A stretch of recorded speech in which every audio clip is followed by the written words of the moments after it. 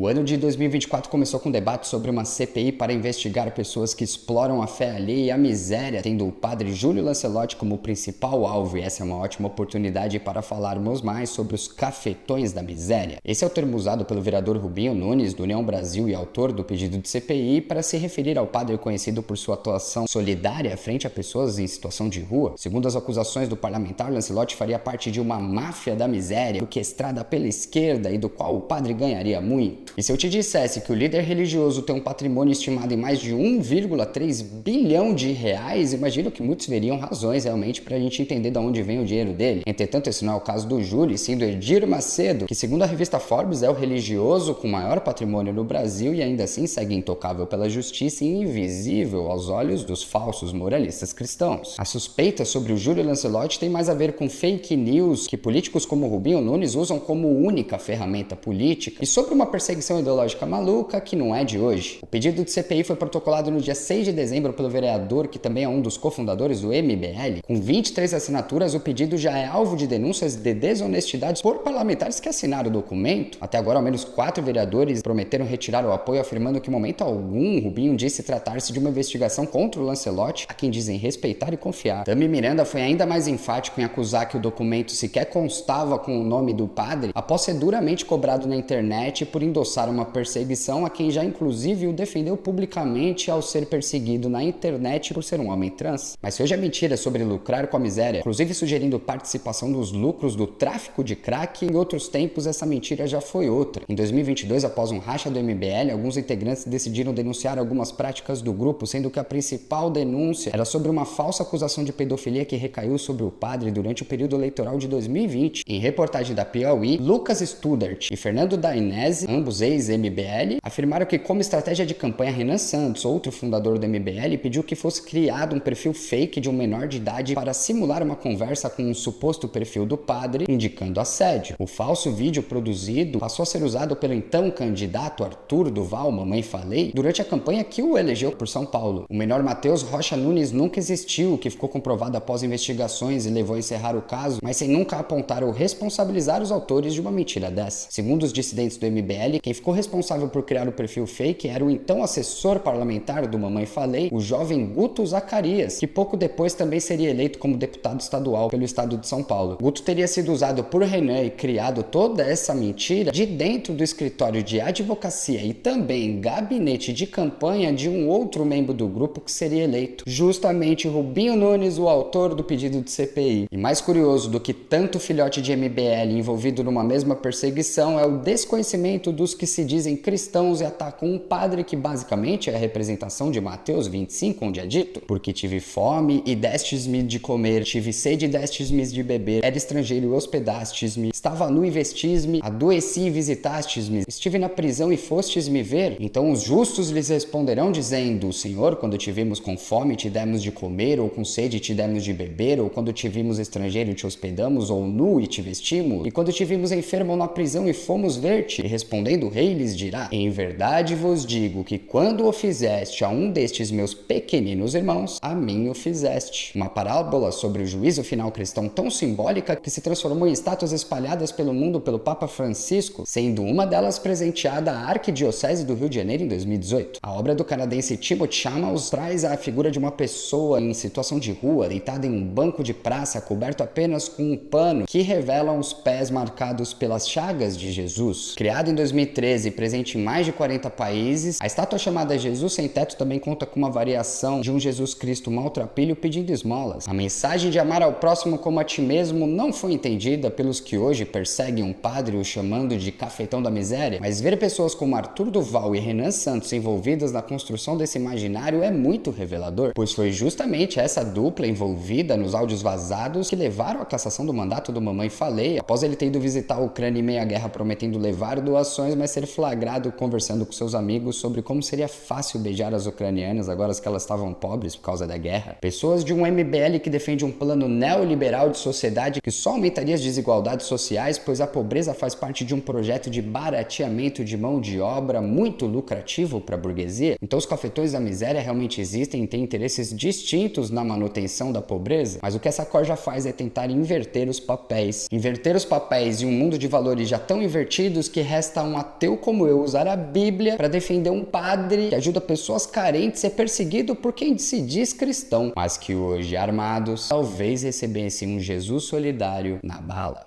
É nóis.